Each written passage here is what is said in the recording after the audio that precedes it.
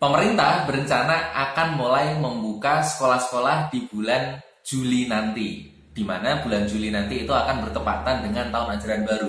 Setelah sekian lama sekolah itu off dari semua kegiatan pembelajaran dan juga semua kegiatan administrasi kependidikan, setelah 3 bulan ini pemerintah mulai berpikir kapan ya Indonesia ini nanti akan mulai normal seperti sedia kala.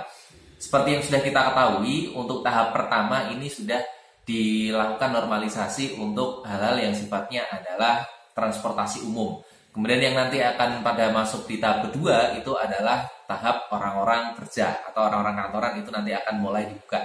Nah, berikutnya yang jadi pertanyaan adalah kapan nih sekolah akan mulai dibuka seperti yang lain. Nah, sekarang kita sudah hampir punya gambarannya. Sekali lagi, bulan Juli itu nanti pemerintah akan mulai mencoba membuka pembelajaran sekolah seperti pada umumnya. Nah, kami di Bintang Mulia Homeschooling sebetulnya memiliki pertanyaan yang besar dan juga ini adalah pertanyaan yang penting dan tentunya harus dijawab. Ketika nanti sekolah akan mulai beroperasi kembali, akankah mereka itu memiliki sesuatu hal yang baru? Apakah mereka akan mulai berubah? Ataukah setelah sekian lama pun juga akan sama, ya, tetap begitu-begitu saja. Seperti yang kita ketahui, jika kita merunut pola perkembangan pembelajaran yang ada di sekolah, itu sebetulnya dari sebelum Indonesia merdeka, bahkan mungkin sekian ratus tahun yang lalu, zaman dimana kita itu masih dijajah oleh kolonialisme Belanda, sampai sekarang pun sekolah itu tidak ada perubahan. Dari mulai bentuk penataan bangkunya, terus kemudian sekolah mereka memiliki sekat-sekat ruang kelas, sampai dengan pembelajaran yang diberikan oleh para pengajarnya, sebetulnya sampai saat ini pun tidak ada yang berubah. Semuanya masih dipastikan hampir sama. Padahal pendidikan itu sebetulnya adalah menjadi dasar sebuah peradaban itu nanti akan dimulai. Ya. Menjadi pertanyaan, jika suatu peradaban itu nanti dimulai dari proses edukasi, namun edukasi yang seperti apa yang tentunya itu nanti bisa membuat peradaban itu akan lebih maju. Sering kita bertanya kenapa sih pelajar di Indonesia itu jika kita bandingkan dengan beberapa negara tetangga itu ternyata kualitasnya itu kok ada di bawah mereka. Nah, salah satu jawabannya sebetulnya adalah ada di proses pembelajaran di setiap harinya. Sebetulnya saya itu berharap setelah ada pandemi COVID-19 ini, kemudian semuanya itu diluluh lantakan, terutama kehidupan kita kesehariannya, sehingga akhirnya sampai sekolah pendidikan pun itu di cancel sementara. Sebetulnya saya itu menyimpan sebuah harapan ketika nanti sekolah itu sudah mulai dibuka, akan ada muncul perubahan-perubahan yang konkret. Nah, mari kita telisik sejenak. Ini menarik. Jika selama ini kita selalu mengatakan nilai itu adalah hal yang memang sangat penting, lalu bagaimana dengan nilai-nilai terkait dengan ujian nasional kemarin yang sudah mulai batal, ya? Harusnya batal di tahun 2021, tapi ternyata karena ada pandemi ini, akhirnya dipaksa diajukan di tahun 2020, itu UN sudah dihilangkan, ya kan? Yang katanya UN itu ada nilai dan nilai itu nanti digunakan untuk menstandarisasi semua pendidikan di Indonesia. Kalau UN ini sudah hilang seperti saat ini, terus bagaimana? Nih, kita mau masuk di jenjang berikutnya pun sudah tidak menggunakan nilai UN. Oke, Kak, tapi kan selanjutnya ada nilai untuk ujian sekolah. Nah, tanpa kita menuduh bahwa pelaksanaan atau prosesnya itu banyak minusnya gitu ya. Tapi saya rasa ujian sekolah ini pun nanti akan kembali ke pelaksanaannya ya, akan sesuai dengan standar sekolah masing-masing. Ada yang dilaksanakan secara online, ada juga yang dilaksanakan dengan mengirimkan jawaban via pengiriman paket dan lain sebagainya. Yang intinya adalah sebetulnya nilai itu dibuktikan oleh COVID-19 ini, nilai itu betul-betul bukan sesuatu hal yang menjadi hal yang mutlak, ya, karena sekali lagi itu pun sudah bisa dirubah peraturan itu, kan gitu. Kemudian yang kedua, kalau dilihat bahwa sekolah itu harus datang pada kondisi fisik ke ruangan, sekali lagi COVID-19 itu mereka membuktikan bahwa sekolah itu tentunya tidak harus datang ke ruang kelas. teknologi yang sekarang itu sangat berkembang, itu bisa digunakan dengan maksimal, dengan bagus untuk memulai suatu proses pembelajaran.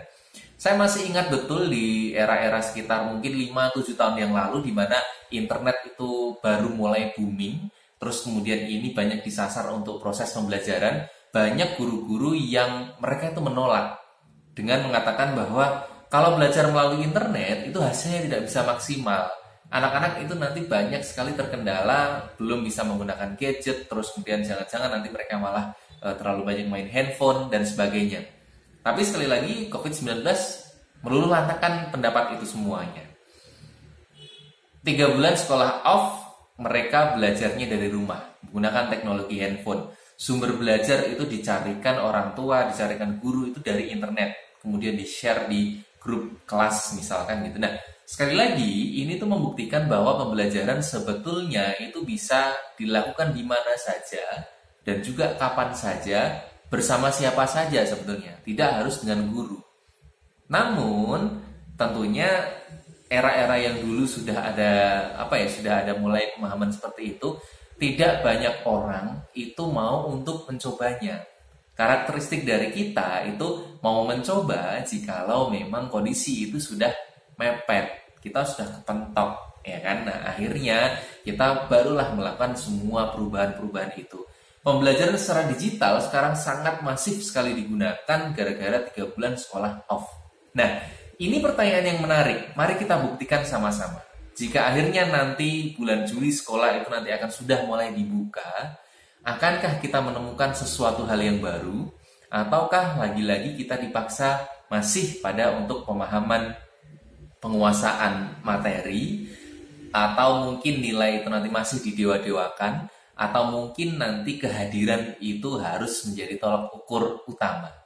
Apakah nanti sekolah itu bisa bergerak lebih kepada mengurus karakter, semangat belajar siswa, terus kemudian nilai juang mereka, nilai adaptasi ketika ada di lingkungan, terus kemudian problem solve untuk pemecahan permasalahan sekitar. Saya mengatakan sebetulnya 5 hal ini itu adalah target utama yang harusnya diselesaikan oleh sekolah. Buktinya, ketika mereka itu belajar dari rumah, bisa kan? Bisa. Tetapi, lagi-lagi guru gagal untuk mencoba membangkitkan semangat belajar mereka, mencoba untuk membangkitkan kreativitas mereka, mencoba hal-hal yang baru selama 3 bulan agar mereka itu tetap survive, mau belajar hingga ada sesuatu hal baru atau wawasan baru yang masuk. Nah, sebetulnya kami sudah mencoba hal-hal semacam ini, kemungkinan yang model-model semacam ini itu sudah sejak lama. Mungkin 3 atau 4 tahun yang lalu itu kita sudah memprediksikan bahwa tren pembelajaran nanti itu harus mengarah ke pembelajaran yang digital.